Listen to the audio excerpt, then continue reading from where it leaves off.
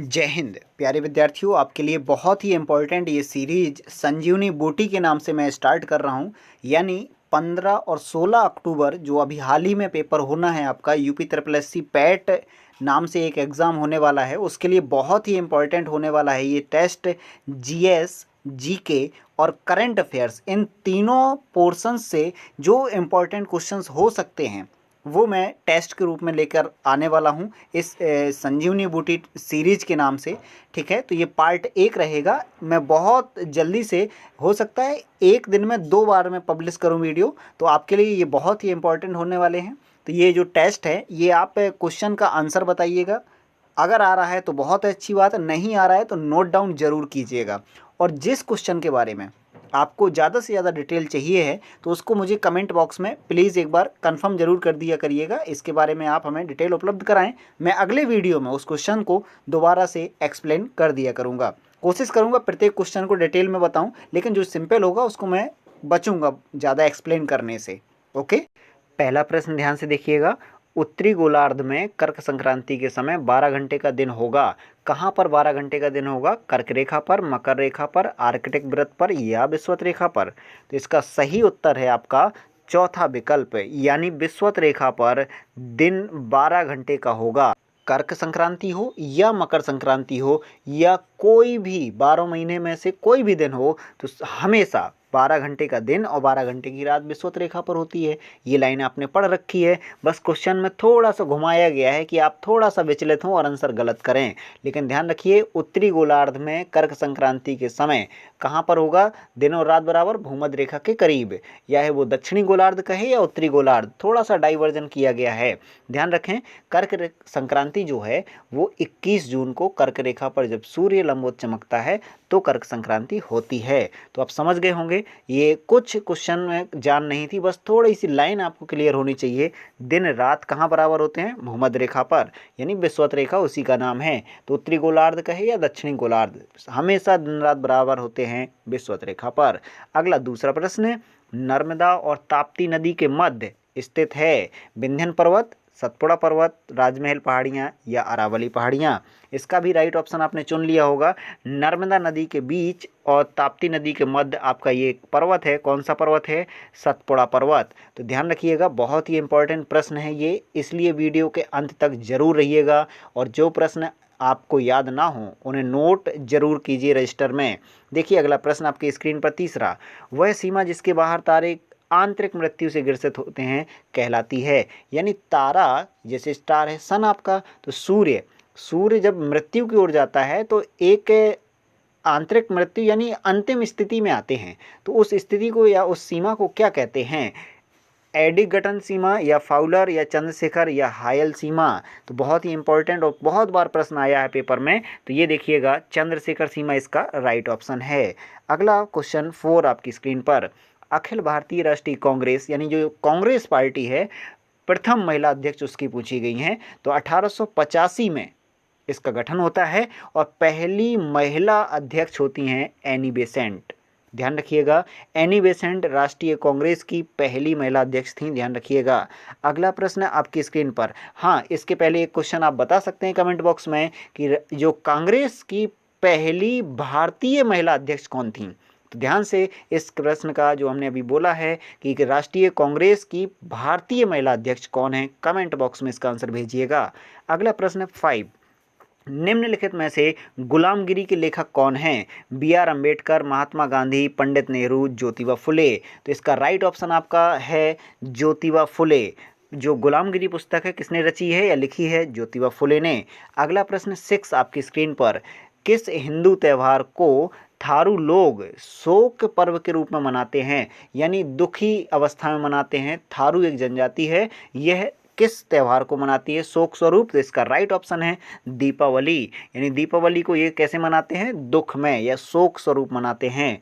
अगला प्रश्न 6 के बाद 7 आपकी स्क्रीन पर, लोकसभा की बैठक समाप्त की जा सकती है सत्रावसान, विघटन या स्थगन द्वारा या उपर्युक्त सभी के द्वारा? तो ध्यान रखिएगा, उपरोक्त इसका आंसर जो चौथा होगा सही, यानी तीनों कंडीशन के द्वारा क्या किया जा सकता है? लोकसभा की बैठकों को समाप्त। सत्रावसान यानी सत्र पूरा हो गया है तो आपकी लोकसभा की बैठक समाप्त हो जाती है। या फिर आर्टिकल नंबर 85 यानी 85 के तहत क्या कर सकते हैं, विघटन कर सकते हैं, भंग कर सकते हैं, और या स्थगन प्रस्ताव, या रोकने के लिए एक प्रस्ताव होता है स्थगन प्रस्ताव, तब लोकसभा की बैठक को स्थगित या समाप्त किया जा सकता है। तो ध्यान रखिएगा उपर्युक्त सभी विकल्प सही हैं। शहद का प्रमुख घटक है, यानी जो शहद है वो उसमें जो घटक है वो कौन है, ग्लूकोज है, सुक्रोज है, माल्टोज है या फ्रक्टोज है, यानी शहद में जो मीठापन है वो क्या है। तो इसका राइट विकल्प है फ्रक्टोज, यानी जो फूलों से शहद बनाती है हनी बी यानी मधुमक्खी, तो उसका जो घटक होता है उसमें क्या होता है, फ्रक्टोज। अगला प्रश्न, धब्बा रहित स्टील बनाने हेतु लोहे के साथ कौन सी धातु मिलाई जाती है, यानी कौन सी धातु प्रयोग की जाती है जिससे स्टील धब्बा रहित बने, टिन, एल्यूमिनियम, कार्बन या क्रोमियम। तो इसका राइट ऑप्शन आपने पहचान लिया होगा, बहुत बार ये प्रश्न आया है, इंपॉर्टेंट है। इसका राइट ऑप्शन देखिएगा क्रोमियम, क्या मिलाया जाता है, क्रोमियम। कंफर्म हो गए हैं। अगला प्रश्न देखिए 10, भूकंप की तीव्रता मापने वाला यंत्र, ये तो बहुत ही बार प्रश्न आया है और हो सकता है पैट में भी आपका रखा मिले। तो इसका राइट ऑप्शन देख लीजिए सीस्मोग्राफ। क्या है इसका सही विकल्प, दूसरा ऑप्शन सीस्मोग्राफ होता है तीव्रता मापने के लिए भूकंप का। अगला प्रश्न आपकी स्क्रीन पर 11, राज्यसभा में होने वाली सभाओं की, यानी जो भी सभा होती है उसका अध्यक्ष कौन होता है, यानी जो अपर हाउस है राज्यसभा उसकी बैठकों की अध्यक्षता कौन करता है, उपराष्ट्रपति, राष्ट्रपति, प्रधानमंत्री या स्पीकर। इसका राइट ऑप्शन पहचान लिया होगा, इसका सही विकल्प है पहला विकल्प, यानी उपराष्ट्रपति महोदय राज्यसभा की प्रत्येक सभाओं की बैठक, यानी राज्यसभा में जितनी भी सभाएं लगती हैं या बैठकें लगती हैं उसकी अध्यक्षता करते हैं। यहाँ ध्यान रखिएगा उपराष्ट्रपति महोदय का अनुच्छेद है 63 यानी 63 अनुच्छेद के तहत इनका क्या होता है, एक पद की व्यवस्था की गई है संविधान में, और राज्यसभा के ये पदेन सभापति होते हैं। कन्फर्म। अगला प्रश्न आपकी स्क्रीन पर 12, प्लेग है। प्लेग क्या है, विषाणु जनित बीमारी, कवक जनित बीमारी, खनिज जनित या जीवाणु जनित। इसका राइट ऑप्शन चुन लिया होगा, इसका राइट विकल्प है चौथा विकल्प यानी जीवाणु जनित है।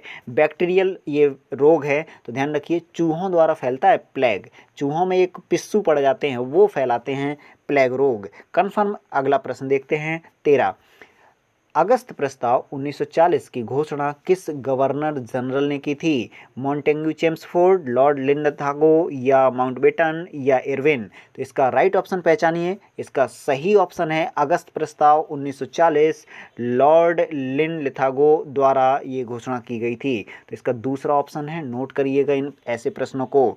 अगला प्रश्न देखते हैं 14, निम्नलिखित में से कौन सा ग्रह सबसे कम समय में सूर्य की परिक्रमा करता है या चक्कर लगाता है, शुक्र, शनि, बुध या पृथ्वी। इसका राइट ऑप्शन है बुध, यानी सूर्य के सबसे नज़दीक जो ग्रह है वही सबसे तेजी से चक्कर लगा लेता है सबसे कम समय में। मरकरी इसको इंग्लिश में बोलते हैं, ध्यान रखिए मर्क्यूरी। अगला प्रश्न 15, विटामिन डी। यहाँ ध्यान रखिए जितने भी विटामिन हैं सभी को ध्यान से पढ़ लीजिएगा। विटामिन डी के सर्जन में निम्न में से कौन पाया जाता है, यानी उसका जो साइंटिफिक नेम है, वैज्ञानिक नाम है, क्या होता है उसका।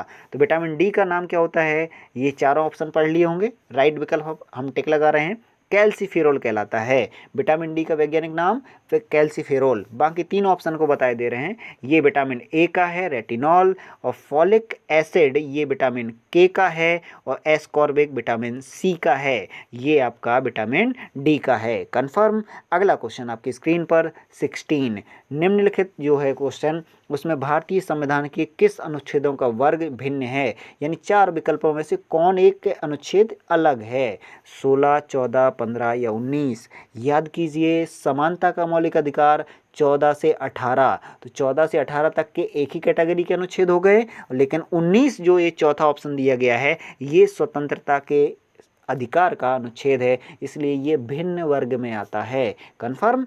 अगला प्रश्न आपकी स्क्रीन पर 17, एक कोशिकीय जीव या एक कोशिकीय सूक्ष्म जीव है कौन है, स्पाइरोगाइरा, विषाणु, पैरामीशियम या हाइड्रा। तो इसका राइट ऑप्शन पहचान लिया होगा पैरामीशियम, ये तीसरा विकल्प राइट है। अगला प्रश्न 18, इंडिया डिवाइडेड पुस्तक किसने लिखी है? महात्मा गांधी, पंडित जवाहरलाल नेहरू, लॉर्ड माउंटबेटन या राजेंद्र प्रसाद? तो इसका राइट ऑप्शन पहचानिए। बहुत ही इंपॉर्टेंट प्रश्न है ये। पूरा टेस्ट जो है बहुत ज़्यादा इंपॉर्टेंट रहेगा पैट की दृष्टि से, दोनों पालियों के लिए। इसलिए ये टेस्ट सीरीज जो संजीवनी बूटी के नाम से चल रही है इस चैनल पर, इसको संभालिए, ज़्यादा से ज़्यादा शेयर कीजिए और याद रखिए प्रश्नों को। इस 18 प्रश्न के राइट ऑप्शन को हम बता रहे हैं। इसका आंसर है आपका चौथा विकल्प, राजेंद्र प्रसाद। भारत के जो पहले प्रेसिडेंट रहे हैं, यानी भारत के पहले राष्ट्रपति रहे हैं राजेंद्र प्रसाद। अजातशत्रु इन्हीं का नाम है, ध्यान रखिए। इनकी ये पुस्तक है इंडिया डिवाइडेड। अगला प्रश्न 19 आपकी स्क्रीन पर, संसार का आर्द्रतम स्थान है, यानी सर्वाधिक वर्षा वाला स्थान पूछा है। चेरापूंजी, टोक्यो, सिंगापुर या मासिनराम? तो इसका तो आसान है, इसका आंसर है चौथा विकल्प है मासिनराम। ये ध्यान रखिए मेघालय राज्य में है भारत में। जो मेघालय राज्य है उसकी राजधानी शिलोंग है। इसी राज्य में स्थान एक मासिनराम गाँव है जो खासी पहाड़ी पर स्थित है। ध्यान रखिए किस पहाड़ी पर है? खासी पहाड़ी पर स्थित है। यह विश्व का सर्वाधिक आर्द्रतम स्थल है। अगला प्रश्न आपकी स्क्रीन पर 20, निम्न में से कौन सा पादप उत्पाद साबुन का विस्थापन है? तो इसका राइट ऑप्शन हम बता रहे हैं सीधे, बहुत इंपॉर्टेंट क्वेश्चन है, रीठा। रीठा पादप का साबुन जो है विस्थापन स्वरूप है। कन्फर्म रीठा वृक्ष का है। अगला प्रश्न आपकी स्क्रीन पर, मानव शरीर में जो विटामिन ए है वह कहाँ भंडारित रहता है, यानी संचित रहता है? यकृत में, आमाशय, तिल्ली या उदर में? तो इसका राइट ऑप्शन पहचानिए। इसका राइट विकल्प है पहला, यानी यकृत में विटामिन ए भंडारित रहता है या संचित रहता है। अगला प्रश्न 22 आपकी स्क्रीन पर, कौन जो ईंधन है पर्यावरण स्नेही है, यानी वाहनों में जो ईंधन प्रयोग होता है पर्यावरण के लिए हानिकारक नहीं है? डीजल, पेट्रोल, द्रवित पेट्रोलियम या प्राकृतिक गैस? तो इसका राइट ऑप्शन है आपका चौथा विकल्प है, यानी प्राकृतिक नेचुरल गैस जो है वो पर्यावरण स्नेही ईंधन है। कन्फर्म। अगला प्रश्न आपकी स्क्रीन पर 23, निम्न में से किस मिट्टी का विस्तार भारत में सर्वाधिक है? चारों विकल्प आपने पढ़ लिए होंगे। राइट विकल्प पर पहुंचते हैं हम। जलोढ़ मिट्टी का विस्तार भारत में 43% एरिया पर है, यानी सर्वाधिक है ये एरिया। जलोढ़ मिट्टी जो जल द्वारा ओढ़ी गई है, यानी बाढ़ के द्वारा निर्मित खादर मिट्टी जलोढ़ है। ध्यान रखिएगा, बहुत ही इंपॉर्टेंट और उपजाऊ मिट्टी है ये। अगला प्रश्न 24, प्रतिवर्ष 13 फरवरी को महिला दिवस मनाया जाता है, किसकी स्मृति में? इंदिरा गांधी, सरोजिनी नायडू, कमला नेहरू या रानी लक्ष्मीबाई? तो ध्यान रखिएगा ये राष्ट्रीय महिला दिवस 13 फरवरी को मनाया जाता है सरोजिनी नायडू के स्मृति में। तो ये दूसरा विकल्प राइट है। अगला प्रश्न आपकी स्क्रीन पर 25, जब एक जीव लाभ लेता है बगैर दूसरे सहवासी जीव को प्रभावित किए तो क्या कहलाता है? ये बहुत इंपॉर्टेंट क्वेश्चन है। परजीवी कहलाता है, सहभोजी कहलाता है, मृतोपजीवी या सहजीवी कहलाता है? ये दो बहुत खतरनाक ऑप्शन, सहजीवी और सहभोजी।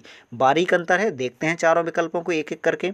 यहाँ ध्यान दीजिए, परजीवी, परजीवी को कहते हैं पैरासिटिज्म। परजीवी मच्छर, जानते हैं दूसरों का खून, यानी एक को हानि एक को फायदा, ध्यान रखना। लेकिन क्वेश्चन में ऐसा नहीं कह रहा है। तो दूसरा ऑप्शन देखते हैं, सहभोजी। सहभोजी यानी कॉमन सिलेज्म इसका इंग्लिश है। सहभोजी में रहता है एक को फायदा रहता है और एक को ना फायदा ना नुकसान होता है। यह कंडीशन बनती है जब एक वृक्ष पर कोई एक पौधा उगता है, यानी वो पौधा उस वृक्ष से ना तो पानी ले ना भोजन ले, अपना स्वतंत्र वायुमंडल से ये क्रिया करे, तो वो कहलाता है सहभोजी, कॉमन सिलेज्म।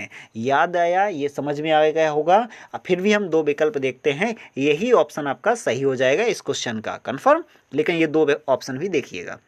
मृतोपजीवी, मृतोपजीवी को जानते हैं जो मरे हुए से भोजन प्राप्त करे, यानी एक को तो कोई नुकसान हो ही नहीं रहा, वो मर चुका है, एक है ही नहीं है, एक है अकेला, तो एक क्या रहता है प्लस में। सहजीवी में ध्यान रखिएगा दोनों प्लस प्लस रहते हैं। क्यों रहते हैं दोनों प्लस? देखिएगा ध्यान से, बगुला या कौवा को देखा होगा किसी भैंस या बड़े जानवर के पीछे या पीठ पर बैठे हुए। क्यों बैठा होता है? क्योंकि उसमें कुछ कीड़े लगे हुए हैं जानवरों को। तो देखना, उस बगले को भोजन मिल जाता है और उस जानवर की पेट की या शरीर की सफाई हो जाती है, तो वो कहलाता है सहजीवन, यानी साथ साथ जी रहे हैं। कन्फर्म हो गए चारों विकल्प। अब देखते हैं अगला 26 क्वेश्चन। बॉक्साइड अयस्क है, बॉक्साइड किसका अयस्क है? सीसा, एल्यूमिनियम, जस्ता या तांबा? इसका राइट ऑप्शन पहचान लिया होगा, एल्यूमिनियम इसका बिल्कुल सही ऑप्शन है। एल्यूमिनियम का अयस्क क्या होता है? बॉक्साइड। अगला देखिएगा 27 इंसुलिन की रासायनिक प्रकृति पूछी है। इंसुलिन की रासायनिक प्रकृति विटामिन, वसा, प्रोटीन या कार्बोहाइड्रेट, यानी इंसुलिन किससे बना होता है? तो राइट ऑप्शन है इसका प्रोटीन। प्रोटीन का बना होता है इंसुलिन। अगला प्रश्न आपकी स्क्रीन पर 28 मानव रुधिर की खोज सर्वप्रथम किस वैज्ञानिक ने की थी? तो सर्वप्रथम किस वैज्ञानिक ने की थी? Karl Landsteiner. यानी चारों विकल्प ध्यान से पढ़िएगा और आंसर हमने बता दिया है। कार्ल लैंडस्टीनर ने मानव रुधिर वर्ग की खोज की थी।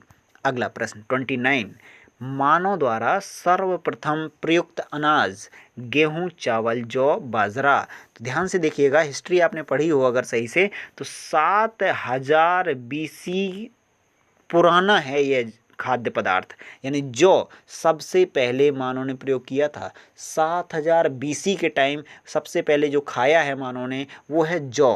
ध्यान रखिएगा, बहुत ही इंपॉर्टेंट ये क्वेश्चन है। अगला प्रश्न देखिएगा 30 और आज के टेस्ट का ये अंतिम प्रश्न है। ऐसे ही प्रश्न आपको मिलेंगे प्रतिदिन, इसलिए इस चैनल को ज़्यादा से ज़्यादा शेयर कीजिए और सब्सक्राइब करके रखिएगा। ये इंपॉर्टेंट रहेगा। संजीवनी बूटी, संजीवनी बूटी, ध्यान रखिएगा, शब्द बहुत कुछ कह रहा है, यानी ये क्वेश्चन, ये प्रश्न आपके लिए पैट में बहुत ही इंपॉर्टेंट होने वाले हैं, इसलिए संभालिए। इस प्रश्न का भी आंसर बताइए। गैसीय अपशिष्ट है सब्जी एवं फलों के छिलके, खेत खलिहान से निकलने वाला कचरा, घर एवं नालियों का गंदा पानी, लकड़ी कोयला से जलने वाला धुआं। तो स्पष्ट हो गया, ये तो आसान है। गैसीय अपशिष्ट ये आपका चौथा विकल्प है। ओके, आपने ये 300 प्रश्न देख लिए होंगे। इसमें से जो आपको दिक्कत कर रहा हो या जो नहीं आया होगा या अगर अभी समझ में नहीं आया है तो फिर भी मुझे कमेंट बॉक्स में लिख भेजिएगा, तो वहाँ पर आपको एक्सप्लेन कर देंगे, या फिर अगला जो वीडियो आएगा उसमें हम समझाने का प्रयास करेंगे उस क्वेश्चन को जो आपको अभी समझ में ना आया हो। तो कमेंट बॉक्स में ज़रूर लिख भेजिएगा अपने विचार। ओके, और मिलते हैं अगले वीडियो में। Okay, thank you for today. जय हिंद।